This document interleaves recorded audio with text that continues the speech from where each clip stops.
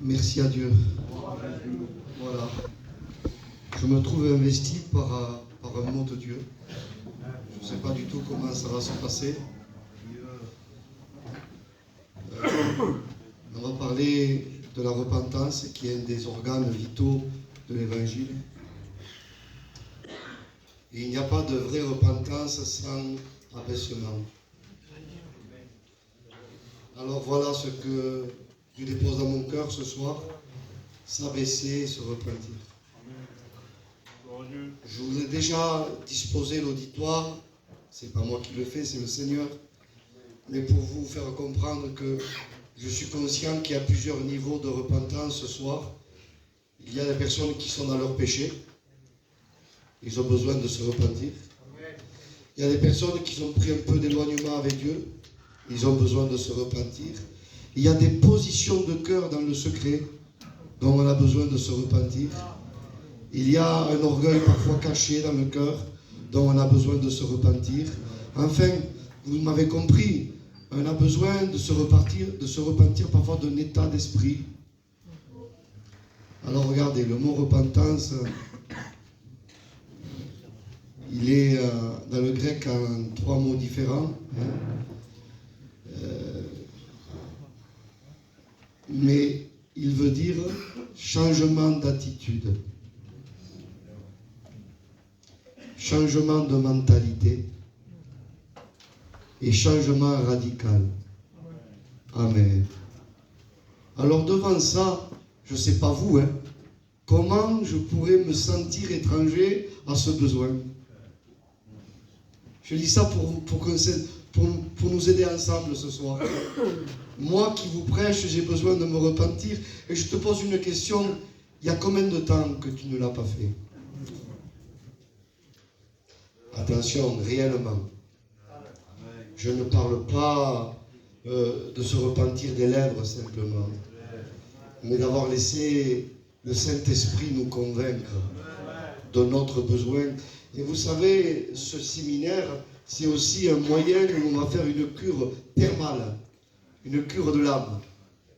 Et on a besoin parfois de s'arrêter et de faire cette cure. Je voudrais vous aider aussi. La repentance est très positive, absolument positive. Ce qui n'est pas positif, c'est de ne pas se repentir. Mais se repentir, c'est positif. Si vous voulez, en grec, et je vous épargne les mots, il y a 3 façons de dire la repentance. C'est indexé, je vous l'ai dit, à cette plénitude de 3 qui a un rapport avec l'espace et le temps. Se repentir totalement, se repentir véritablement. Une repentance complète et totale. Le mot repentance en hébreu, nacham, ce n'est pas à peu près le même mot, c'est exactement le même mot que consolation. C'est-à-dire que quand je me repens, je suis consolé. J'ai un fardeau en moins. La repentance me lave. Et j'ai besoin de ce lavement intérieur. On a besoin de s'incliner devant le Seigneur et de s'humilier devant le Seigneur. Je ne parle pas de s'humilier de forme, mais de fond. Il y a une humilité qui n'est pas l'humilité. Jésus va mettre l'accent à la véritable humilité. En Matthieu 11, 29, il dit « Moi je suis doux et humble de cœur ». Il était humble de cœur. Là, ça veut dire que Jésus était humble par excellence. Et on a besoin de l'aide de Dieu pour ça. Je voudrais vous dire, je vous cite juste ça. Nous sommes dans une responsabilité devant le choix de se repentir ou pas. Ce soir, je prêche la repentance. Il y a des personnes qui vont accepter de se repentir. Il y a des personnes qui n'accepteront pas. Mais néanmoins, la repentance est un don de Dieu parce qu'elle résulte d'une profonde conviction de péché amenée par le Saint-Esprit. Le don de Dieu, c'est la conviction de péché, la conviction d'un mauvais état, la conviction d'une mauvaise orientation d'esprit, la conviction de mauvais état d'âme par le Saint-Esprit. Il n'y a qu'un convaincu qui se repent véritablement. C'est un don, mais vous savez, Dieu a tant aimé le monde, vous êtes avec moi, qu'il a donné son Fils unique. Pourtant, certains l'acceptent et certains ne l'acceptent pas, mais Dieu donne. Et quel merveilleux soulagement de pouvoir accéder à cette vraie repentance.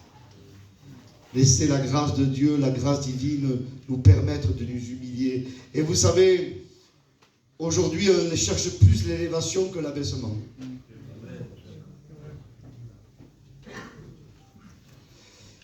Et je le dis souvent,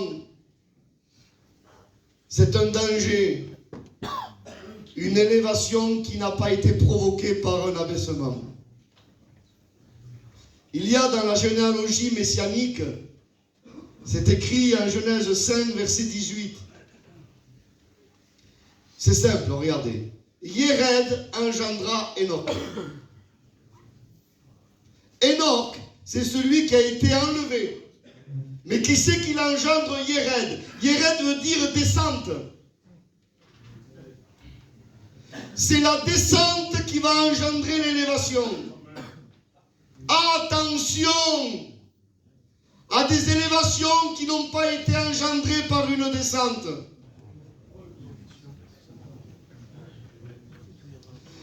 Parce que parfois il y a des élévations qui ne viennent pas de Dieu. Et peut-être faudrait-il se repentir de ces sortes d'élévations de cœur. Où le levain est là, où la pâte elle gonfle outre mesure. Et il n'y a que l'action puissante de Dieu. Oh, je suis convaincu, moi pour ma part, je cite ce soir l'Écriture. La repentance, il faut la trouver ce soir. Il faut la trouver absolument, la véritable repentance. 2 Timothée 2, 25, Acte 11, verset 18, Acte 5, verset 31, Romains 2, verset 4. La bonté de Dieu nous pousse à la repentance. Allons-nous nous laisser pousser jusqu'à se repentir? Et pourtant, Romains 2, verset 4, il dit que les bontés de Dieu nous poussent à la repentance, mais les cœurs impénitents le refusent. Pourtant, c'est la bonté de Dieu qui pousse à la repentance. Moi, je ne veux pas résister à Dieu ce soir. Je veux que sa grâce le fasse dans ma vie. Je veux dire, Seigneur, montre-moi. On est dans un hôpital ce soir. On est dans un hôpital. Vous savez, je cite un autre texte, si vous permettez. 1 Pierre 5, verset 6. Il dit, humiliez-vous sous la main puissante de Dieu. Que c'est beau, les frères. Que c'est beau, les frères. Vous savez ce que ça signifie? S'il n'y a pas la main puissante de Dieu, je suis trop orgueilleux pour m'abaisser. J'ai besoin que sa puissance m'aide. De s'abaisser de fond. Pas de forme simplement. Oh, sans la repentance, on ne s'en sortira pas. Premièrement, c'est le message de Christ dans cette église. J'ai envie de dire, c'est le message eschatologique. C'est le message des derniers temps. C'est ce message, on ne veut pas le changer. On ne veut pas faire autrement. Il dit ainsi, le psaume 119, verset 36. Le psalmiste est convaincu que si Dieu ne l'aide pas, il est trop orgueilleux. Et vous savez ce que dit le psalmiste? Incline mon cœur, Seigneur. Aide-moi à m'humilier. Montre-moi mon état. C'est écrit aussi en 1 Roi 8, verset 58. Vous le lirez. Besoin de l'action de Dieu. Il n'y a pas d'unité s'il n'y a pas d'abaissement. Il n'y a pas d'unité s'il n'y a pas d'humilité. Amen. Ce soir, il n'y a pas de plus grand. Le plus grand, il s'appelle Jésus-Christ. Les frères ont parlé d'unité et c'est tellement important. Mais il faut s'abaisser ce soir. Il faut s'abaisser. Alléluia. Et laisser la grâce divine nous dépouiller de toute scorie. Car la repentance sert à ça. Si je pourrais décrire la repentance, c'est vomir le mal. Excusez-moi pour l'expression. C'est un vomissement du mal. Ce qui encombre ma vie. Dieu permet une pulsion. Il veut m'aider à évacuer ce qui m'encombre. Et quand le mal sort, je suis soulagé. Parce que parfois, on mène une vie chrétienne avec des scories. Et tellement des années on les a tellement inclus dans notre vie chrétienne que ça paraît normal. Mais ce n'est pas normal. Et le débordement de la grâce veut faire évacuer. Je vous ai parlé de la brebis et de la vision de la brebis. Il dit, tu induis ma tête et ma coupe déborde. Là voilà la repentance. Il faut se laisser épurer par cette repentance. Il faut laisser notre cœur se drainer. Souvent on dit, remplis-moi, remplis-moi. Mais le Seigneur nous répond, il dit, je veux te vider d'abord. On pourrait dire à Dieu ce soir, vide-moi, vide-moi, vide-moi. Il y a trop des fois de nous. On veut être rempli, mais il est plein de nous. Plein de nous, plein de nous. Et la repentance nous permet d'évacuer tout ça. Oh, que Dieu nous aide. Je voudrais vous dire que la repentance, Dieu appelait, Jean-Baptiste était au désert. Et c'était le baptême de repentance, c'était celui qui allait préparer le chemin du Seigneur dans le désert. Jean-Baptiste était prophétisé, vous imaginez, prophétisé 2 fois dans l'Ancien Testament. C'est quand même important. Et il devait préparer le chemin du Seigneur. Et les gens venaient au désert. Ils se repentaient au désert. Le désert, vous savez, illustrait le besoin du cœur. Parce que parfois, il y a tellement d'éléments collatéraux qui, quelque part, masqueraient notre besoin. Mais au désert, on est confronté à Dieu. Au désert, en fait, il y a Dieu et notre besoin. Le désert nous dépouille. Amen. Et c'est un appel au désert. Là où Dieu veut nous parler. Là où Dieu veut nous montrer notre état. Il n'y a qu'au désert où il y a le silence de Dieu. Le silence de Dieu va détruire le bruit étranger et va te parler. Le mot désert, ça vient du mot parler en hébreu. Ça vient du mot aussi le lieu très saint. Le dévir. Ça vient du mot aussi détruire. Quelque chose qui détruit le mal. Et ce soir, alléluia, nous voulons nous incliner. La Bible dit, le psaume 107, verset 35, il nous amène au désert pour qu'on reconnaisse notre état. Et quand on le reconnaît, il dit qu'il change de désert en étang. Et le lieu aride en source d'eau.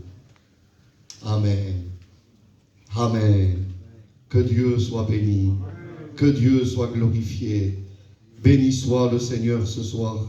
Que sa grâce divine, alléluia, surabonde dans nos vies. Le psaume 32, versets 5 à 6, nous montre, et je voudrais vous encourager, que c'est les hommes pieux qui se repentent.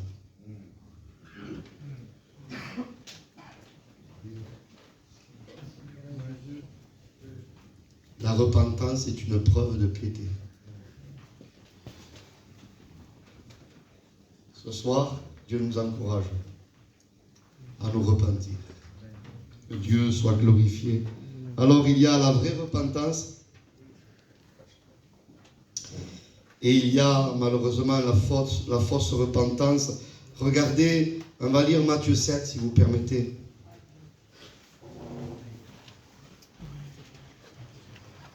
Verset 13. Et nous lirons jusqu'au verset 20. C'est très important. Vous êtes avec moi? Entrez par la porte étroite, car large est la porte, spacieux le chemin qui mène à la perdition. Il y en a beaucoup qui entrent par là, mais étroite est la porte. Resserrez le chemin qui mène à la vie. Il y en a peu qui les trouvent. Gardez-vous des faux prophètes.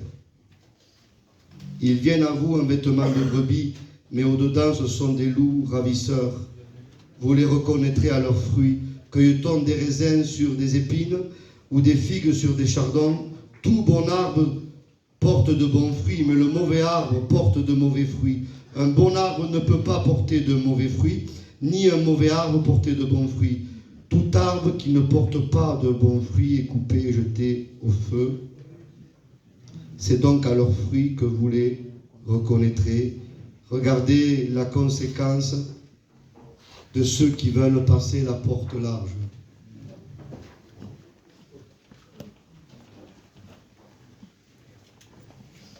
Il y a deux éléments là, soyez avec moi. Il y a la porte et le chemin. Et quand on regarde, la porte est de la même dimension que le chemin. Si la porte est étroite, derrière la porte étroite, il y a le chemin resserré. Si la porte est large, derrière la porte large, il y a le chemin spacieux. Je le dis ce soir, ce que sera ta porte sera ton chemin. Parfois, on se donne beaucoup de mal, les frères, à faire marcher certains chrétiens dans le chemin étroit, mais ils ont pris la porte large. La porte, c'est le commencement. C'est la soi-disant repentance. Mais si c'est la porte large, n'est pas dépouillée. C'est la porte étroite qui nous dépouille. C'est pour ça que la porte étroite est la vraie entrée dans la vraie entrée dans la vie chrétienne, ou le vrai renouveau. La porte étroite fait de nous des gens debout, mais pas morts, des gens debout vivants. Tellement important. Quelle est ta porte? Et je te dirai quel est ton chemin. Je ne sais pas vous les frères, moi je l'ai vécu dans ma vie chrétienne. Déjà je voudrais vous dire que pour moi la repentance ce n'est pas qu'un passage. Je ne sais pas pour vous. Mais moi elle est mon amie. Je ne peux pas m'en passer de la repentance. Elle est avec moi. De la même façon que le Seigneur m'a accordé cette paix en Jean 14, 27, il dit, je vous donne la paix. C'est que je vais en avoir besoin tous les jours. Et bien écoutez, la repentance, je suis convaincu que je vais en avoir besoin tous les jours. Il y a parfois un texte qui est souvent mal compris. C'est Matthieu 11, verset 12. Je le lis avec vous. On lit un peu plus la Bible ce soir, hein? Vous êtes avec moi? Nous allons lire jusqu'au verset 20. C'est très important.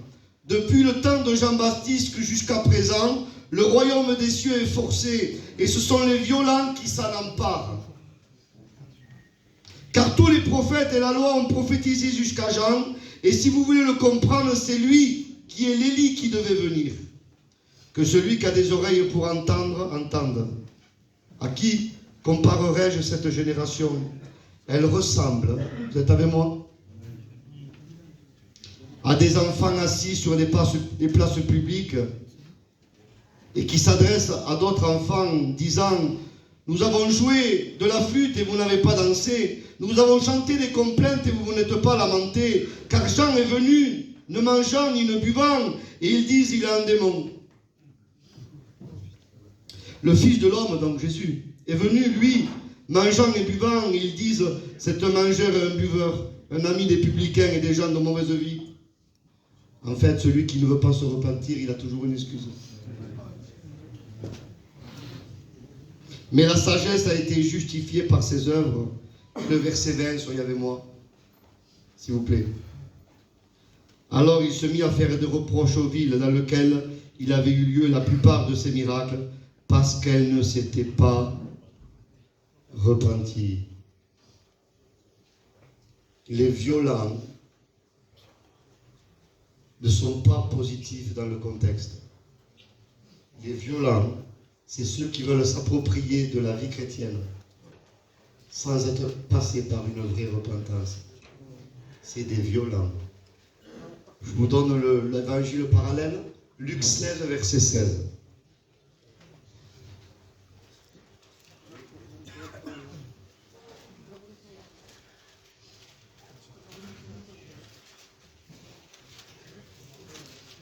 On va lire à partir du verset 14. Écoutez bien.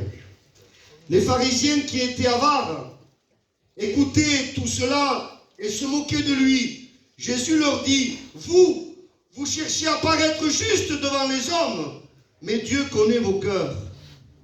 Car ce qui est élevé parmi les hommes est une abomination devant Dieu. La loi et les prophètes ont subsisté jusqu'à Jean.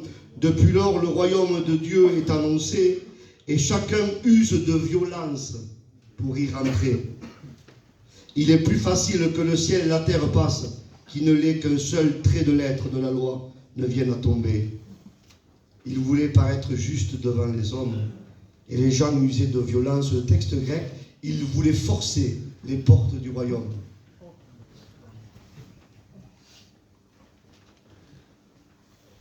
Et ces gens-là, on en a parlé un peu, ce sont les violents dans l'Église. Ils violentent le royaume. Moi, je dois me faire violence, mais je ne dois pas violenter les portes du royaume. Parce qu'il est écrit en Ésaïe 22, verset 22. Vous êtes avec moi?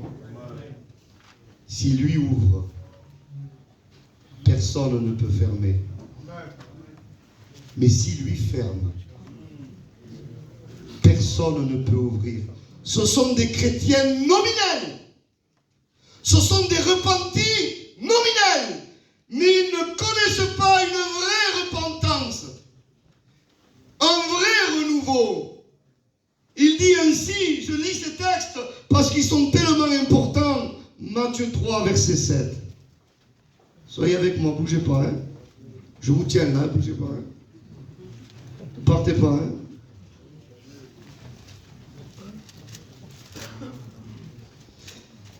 Mais voyant venir à son baptême, c'est Jean-Baptiste, beaucoup de pharisiens, beaucoup, et de sadducéens, ils venaient à son baptême. Qu'est-ce que ça signifie? Ils voulaient être baptisés.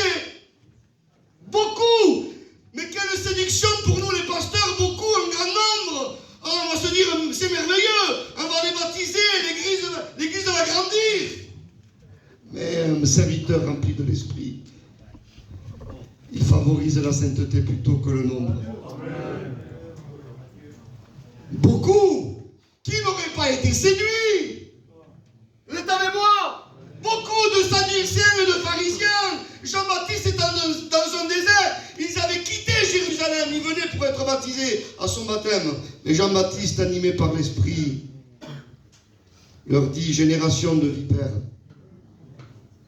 qui vous a appris à fuir la colère à venir? Produisez donc du fruit digne de la repentance. Voilà les violents. Dans les églises des derniers temps, les gens voudront forcer les portes du baptistère. Attention! N'élargissons pas la porte. Parce que ça va être une ruine pour nos églises. Et toi qui es là ce soir, tu ne t'en sortiras pas avec ta porte large. Il faut t'humilier, passer la porte étroite. On ne s'en sortira pas sinon.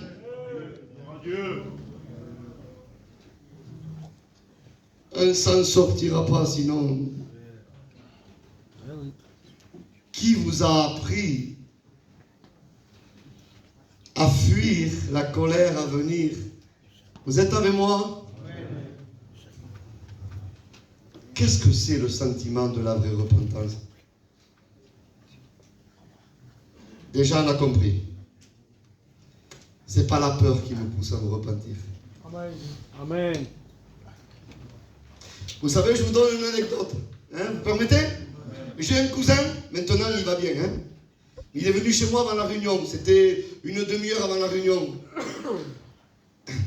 Et puis, il m'a dit, Michael, c'était un baptisé, mais il avait, sa vie était, voilà, c'était quand même, il y avait pas mal de choses à revoir.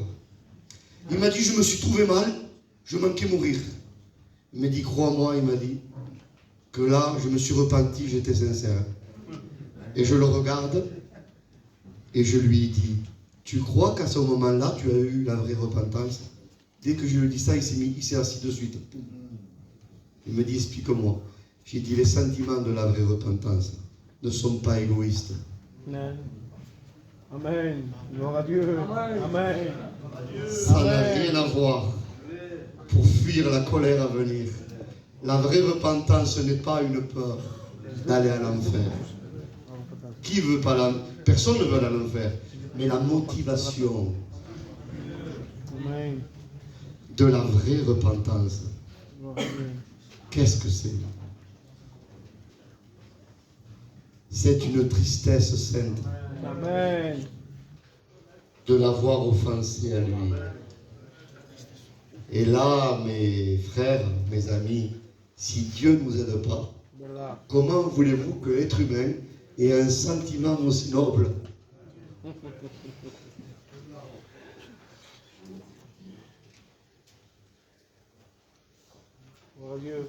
Un renouveau, une restauration spirituelle ou une nouvelle naissance pour ceux qui ne sont pas dans le Seigneur ce soir ne commence pas par la joie, c'est faux. On trouve cette connotation en Matthieu 13, verset 5 et verset 20. Je vous ai parlé du terrain rocailleux. Soyez avec moi ce soir. Du terrain rocailleux. Il dit qu'il reçoit la semence avec joie. C'est ça le problème. Parce que le commencement de sa vie chrétienne, c'est la joie. Alors que le commencement de la vie chrétienne, c'est une tristesse selon Dieu. Amen. Il y a une joie qui est négative.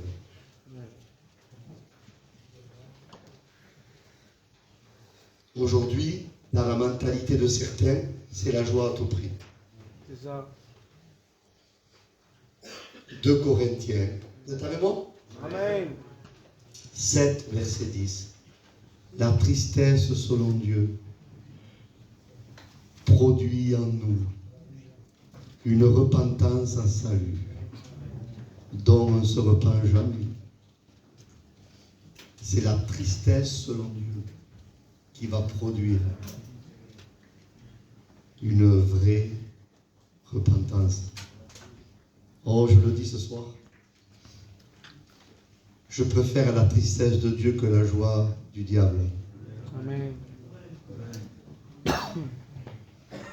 Et si j'ai bien compris ma Bible, on ne passe pas de la tristesse du monde à la joie de Dieu. Ça ne marche pas comme ça. On passe de la tristesse du monde à une autre sorte de tristesse. À une sainte tristesse qui va produire en nous cette vraie repentance et qui va nous amener à une joie extraordinaire. Après, Amen. Je parle de nouvelle naissance, si vous me permettez. Dieu est le créateur de l'être humain. Et vous savez, si Dieu aurait voulu que quand le bébé naît, il danse, le bébé aurait dansé. S'il aurait voulu que le bébé rit, il aurait ri. Mais Dieu a voulu. Quand un bébé est né, ça pleure. Et quand ça pleure, c'est positif. C'est quand ça pleure pas que c'est négatif. Il faut pleurer avant de rire. Il faut pleurer avant de rire. Jacques dit 4, Jacques 4. Vous êtes avec moi, ça va? C'est sûr, hein? Soyez avec moi, hein? Jacques 4, verset 9 à 10. Il dit que votre rire se change en deuil. Quel message! Et votre joie en tristesse. C'est quoi ce message? Et c'est le message de la repentance. Il dit comme ça, sentez votre misère. Amen. Amen. Gloire à Dieu. J'ai besoin de sentir ma misère. Moi, je peux que vous annoncer ça. Mais celui qui est au-dessus de tout, il est capable de te le faire vivre. Amen. Oh, que notre cœur soit drainé. Ne soyons pas des violents qui essaient de violenter les portes du royaume. Il n'y a qu'une clé qui nous ouvre. Amen. Vous voulez que je vous la cite, la clé? Amen. Vous êtes avec moi? Amen. Ésaïe 9, verset 5. La souveraineté reposera sur son épaule. Ésaïe 22, verset 22, il dit, je mettrai sur son épaule la clé de la maison de David. Je suis sûr que vous n'avez pas les clés sur les épaules ce soir. C'est quoi cette clé? Cette clé, c'est la croix. Il n'y a que la croix qui puisse t'ouvrir les portes du royaume. Alléluia, il n'y a que la croix. Et c'est une clé qui ne peut pas être reproduite. On ne peut pas en faire des doubles de cette clé. Elle est unique. Gloire à Dieu. Amen. C'est lui qui ouvre. Amen. Et tu peux faire ce que tu veux. Tu peux t'agiter comme tu veux. Tu peux employer les méthodes que tu veux. Tant que tu ne te repens pas, il n'ouvrira pas.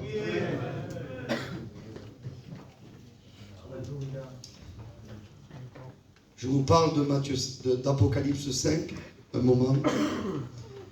En Apocalypse 5, il dit qu'il y a un ange puissant. Moi, ça m'interpelle, moi, déjà.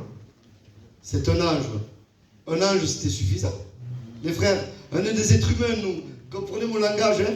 Un ange, ça me suffit, non? La Bible dit un ange puissant. Il y a une amplification, il est puissant, celui-là.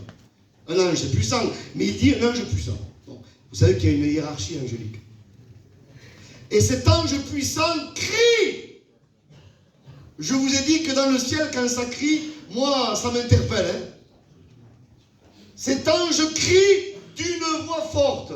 J'ai envie de dire que c'est presque une incohérence au niveau du français. Parce que si un cri, c'est fort. Un jour, vous savez, un gitan, c'est un gitan. J'étais à l'hôpital à Toulouse. Et je cherchais la direction d'un service. Et je dis à la dame, où c'est ce service? Et la dame m'a dit, écoutez, c'est par là. Et je dis, moi, il faut monter en haut. Et la dame, elle s'est mise à rire. Je dis, monsieur, si vous montez, c'est en haut. Sinon, vous ne montez pas. Et là, il dit, cet ange crie d'une voix forte. Il est puissant. Il crie d'une voix forte et il dit, qui est digne d'ouvrir le livre et de rompre les sceaux? Je voudrais préciser ce soir, ce livre, c'est le jugement de Dieu sur la terre après l'enlèvement de l'Église pendant la période de tribulation. Mais il y a beaucoup plus profond que ça. Si la révélation est fermée, c'est que Dieu est fermé. C'est simple.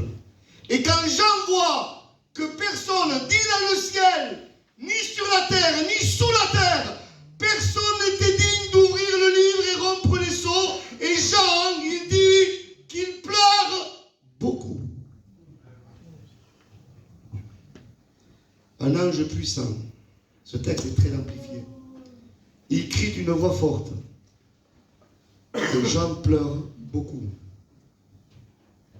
Cet ange, symboliquement, il crie. Je vous ai parlé que le pluriel de 3, c'est un rapport avec l'espace-temps. Dans le ciel, sur la terre et sous la terre. Qu'est-ce qu'il y a sous la terre? Dans le ciel, c'est le passé, ceux qui sont auprès de Dieu. Sur la terre, c'est le présent. Sous la terre, c'est le futur. Parce que souvenez-vous, Ésaïe 53, Jésus était comme une faible plante. C'était à venir. C'est-à-dire que symboliquement, je voudrais votre attention. Cet ange, je comprends pourquoi il crie d'une voix forte. Parce qu'il crie à toutes les périodes de l'humanité, passé, présent, futur. Qui est digne d'ouvrir les livres et rompre les sceaux? Personne. Et Jean pleure beaucoup.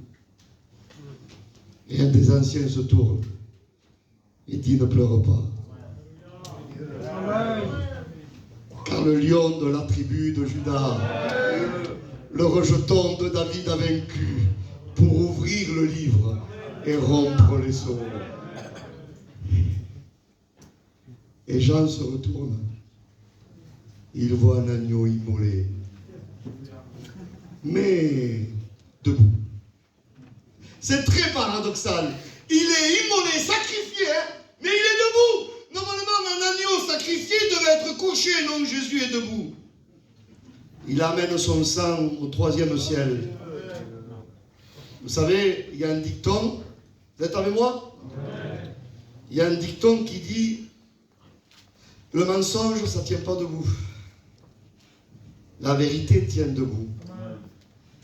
Ça vient de l'hébreu. Parce que le mensonge en hébreu, sheker, c'est 3 lettres. Et chaque lettre n'a qu'un pied. C'est bancal, ça ne tient pas debout. Le mot émet, vérité, c'est 3 lettres. Et chaque lettre a 2 pieds. On a voulu faire passer Jésus pour quelqu'un qui ne tenait pas debout. On a cloué ses 2 talons, il était comme ça. Mais Jean le voit glorifié. Il le voit sacrifié.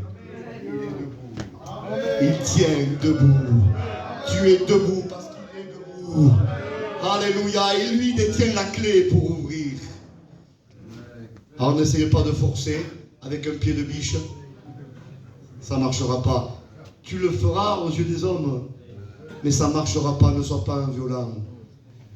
Pour être vainqueur de Dieu, il faut cesser de le combattre.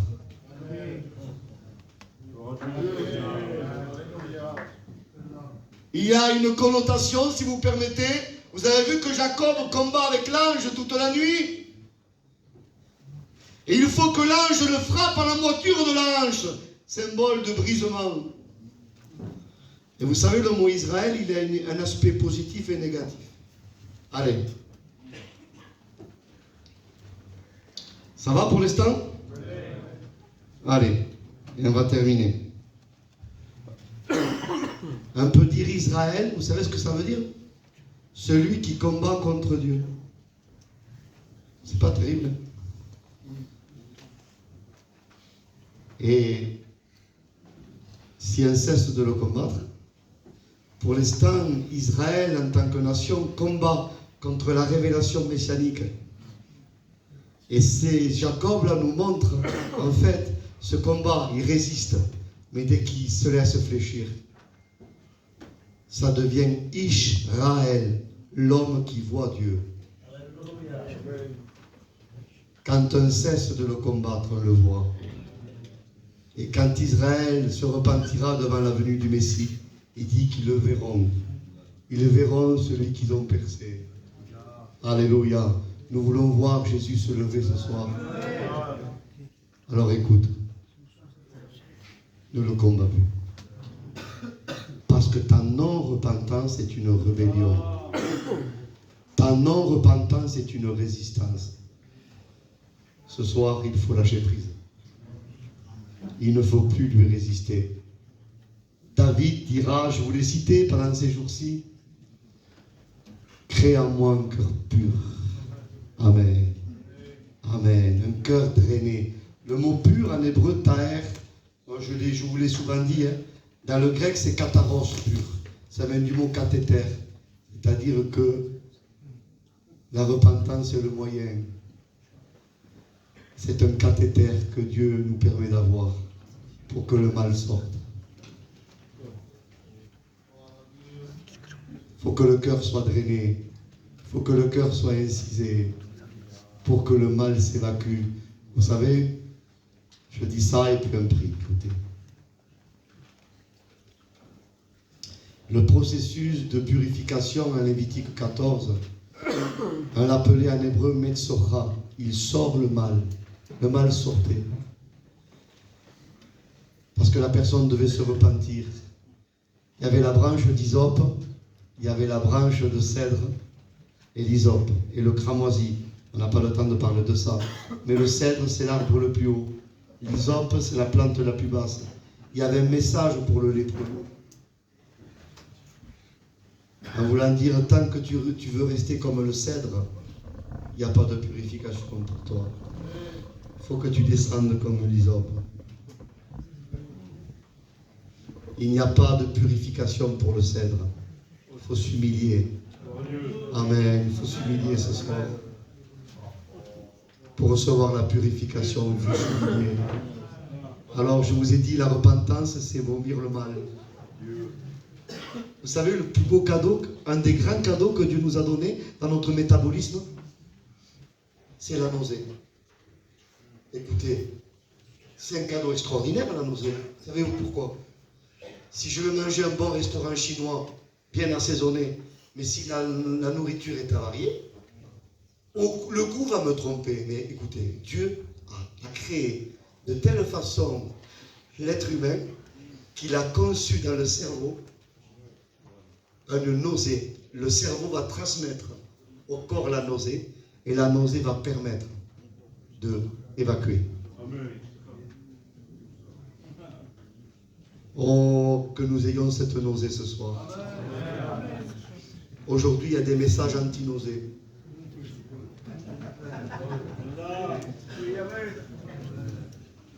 Ce n'est pas le message de l'évangile. Le message de l'évangile. Comme Dieu a mis dans notre cerveau l'effet de la nausée, dans notre nouvelle naissance. Amen. Dans notre nouvelle naissance est inclus une nausée. Que quand ça ne va pas, on ne peut pas rester comme ça. Il faut que le mal s'évacue. Il faut que ça sorte. Il faut que ça sorte ce soir.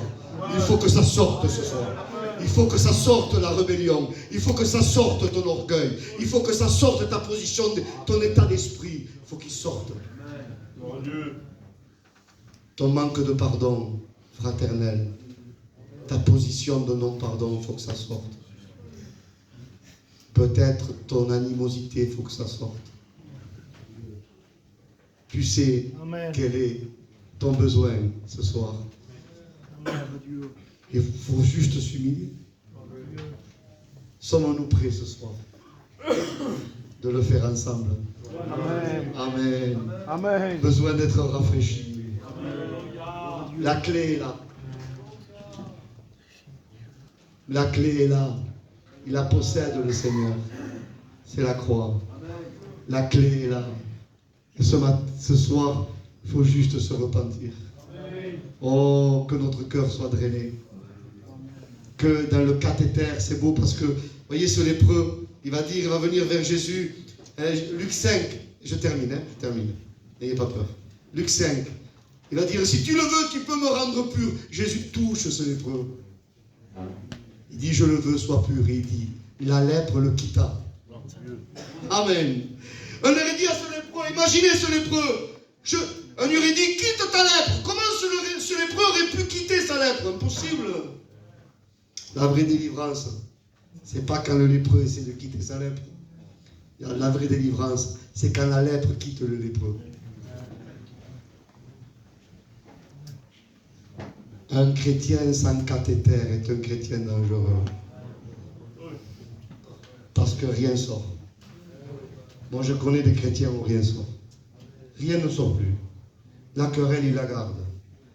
Les paroles bizarres, il les garde. Ils dorment très bien la nuit. Il n'y a plus de cathéter. Le cœur n'est plus drainé. Et ils veulent en plus, ils ont en plus le toupet de dire, Seigneur, remplis-moi.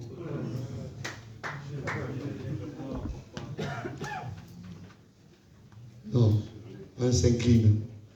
Un vrai chrétien s'incline. Disant, Seigneur, draine mon cœur. Tu connais mon besoin ce soir. Frappe-nous de conviction. On le dit au Seigneur ce soir. Je vous fais un aveu, tant pis, il est en famille. On est en famille. Moi, j'ai vu la différence entre la vraie et la fausse repentance dans ma vie. Parfois, je me suis repenti des lèvres. Pardon, Seigneur, mais j'ai souvent recommencé. Mais il m'est arrivé des moments glorieux. Moi, j'appelle ça des moments glorieux. Où j'ai été saisi d'une sainte tristesse. Et j'essayais des portes de secours. Je voulais m'échapper par des raisons humaines en disant mais t'as vu j'ai fait ça parce que ça, ou j'ai dit ça parce que ça, et je voyais que toutes les portes se fermaient. Et le Seigneur était en train de me dire où tu veux te justifier. Je me retrouvais enfermé. Et j'ai vu que la seule porte c'était l'humilité. J'ai vu que la seule porte c'était la porte étroite. Et là j'ai dit j'ai compris Seigneur. Et quand j'étais saisi de cette vraie repentance, vous savez quoi? Ça m'a délivré. Tant qu'elle n'est pas vraie, elle ne délivre pas. Alors ce soir, ce qu'on pourrait faire, je ferme la Bible, et on pourrait s'incliner tous.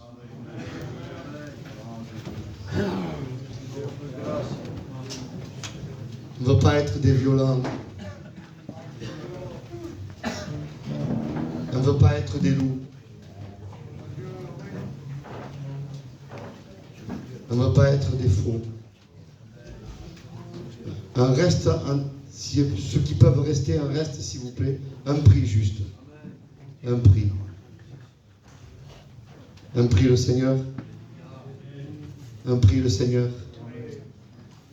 Un prix ensemble ce soir, les frères. Je n'aime pas dire ce mot que je vais dire, mais je le dis. Je ressens un besoin. Je sais qu'il y a besoin ce soir. Je sais que Dieu ne parle pas en vain. Je sais que s'il a voulu qu'on parle comme ça, c'est qu'il y a des besoins. Saisis ce moment. Ne le laisse pas échapper. Profite de ce moment. On est ensemble. Et ensemble, on va s'humilier ensemble ce soir. On le fait maintenant. On le fait. Seigneur, je te le demande pas pour faire beau. Draine mon cœur, Seigneur.